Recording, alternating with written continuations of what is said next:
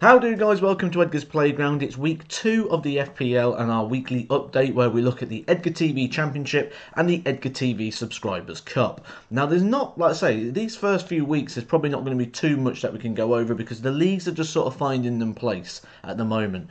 Owen Carrick sat at the top 2 weeks in a row. Another good week for him on the 78 points. You've got to be getting over that average on these first few weeks.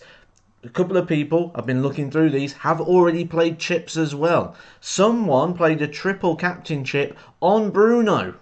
Following on from the first week, lost that triple captain chip. Bruno took a yellow card and blanked. Not a good week to play that triple captain and wasted that one. But also, right here, you'll see I've got the trophies. They're in the boxes here. I'm going to show them and reveal them, but not in this video. I'll do a separate one so you can pop along tomorrow and have a look at the Edgar TV trophies, so the Edgar TV Championship and the Edgar TV Subscribers Cup. These are lovely trophies.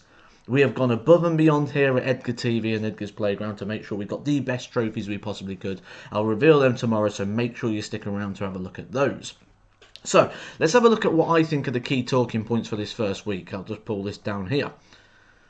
Bruno causes pain. One thing I said, and I'm going to contradict myself a little bit in a moment, but one thing I said last week, and I always say whenever we do FPL or fantasy football, is try not to follow the form. Try not to follow what happens on one week and think it's going to happen again. The amount of people that saw Bruno have a good week and then expected it to happen again was incredible. The amount of people that played triple captains. Someone was up at the top end of the rankings and dropped massively because they played that triple captain. That triple captain is a huge tool, and you've got to make sure you're getting your points off of that if you want to be up there fighting at the end of the season. So a couple of people use that one, or a couple of people use bench boosts. And then they've ended up with players not playing. It's too early in the season to be using that bench boost for sure. We've got to see who the first teamers are and the regulars. You know, people putting 9.5 million into Sancho, for example. He's not been playing. Leon Bailey came in. He had the isolation period at Villa. He came off the bench. Now he's got a little bit of a twing.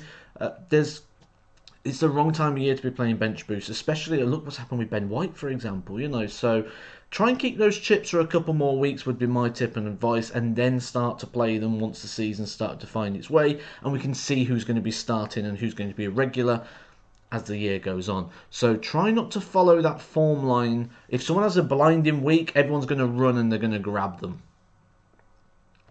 MVPs. So these are going to be my sort of like tips of people to put in. Danny Ings again. Danny Ings at Villa is going to be an incredible signing. He's going to score most weeks, I think, or, you know, certainly when we're not playing when Villa, we're not playing those bigger clubs, you know, like the Chelseas, the Man Uniteds, you know, the real sort of top-end Premier League clubs. I think Ings is going to bag quite a lot of weeks. We saw he's not going to be on penalties when El Ghazi's playing. So he took the penalty on week 1. He didn't take it this week. El Ghazi took the penalty. So we know Ings isn't going to be the penalty taker if El Ghazi is on the pitch, despite the fact Danny Ings scored on the first week. But Danny Ings is going to be a goal scorer for Villa. Everything's going to go filtering through to him. He's playing as a lone striker. We've got wingers that are cutting inside to provide Danny Ings with the feed. So he's going to be fed really well, and I expect Danny Ings to bag again this week against Brentford. Rafinha, I watched the highlights of the Leeds game. Everything was through Rafinha. He played absolutely incredible. The guy, when Bamford gets his scoring boots on, Rafinha is going to bag you assists. And as he proved this week, he's going to bag you some goals as well. So keep an eye on Rafinha. Pogboom. Oh my word. Pogboom is someone I've wanted to sign many times. But the issue I've always found is that Man United can't play with Bruno and Pogboom at the same time. It looks like they've found a way to make that work. Pogboom is bagging assists for fun. Now, I know I says don't try follow the form line, but Pogboom is cheap. For a player who is as talented as Pogboom is, he is cheap because we know he doesn't play all the time because of the Bruno conflict. That seems to be gone. Pogboom looks to be a must in your fantasy football teams, for sure. No one in both of the leagues this week scored over 100 points. Now, this isn't going to be something that's normally someone bags 100 points. When we look how many players we've got, we thought that would happen. So, interesting little stat there. No 100-point scorers.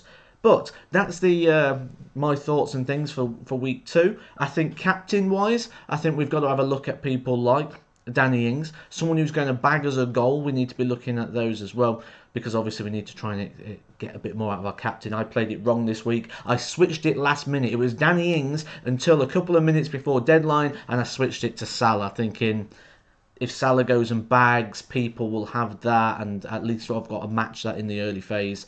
I played it safe and cost a few points. So I'd be brave with those captains. I think Ings is always going to be a good shout for a captain. Always going to get some points.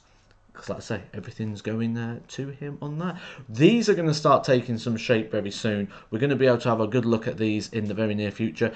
Probably about week 5 it's going to start getting really interesting. Stay tuned for the trophy reveal, guys. And I'll catch you soon for some more Edgar's Playground. Edgar TV.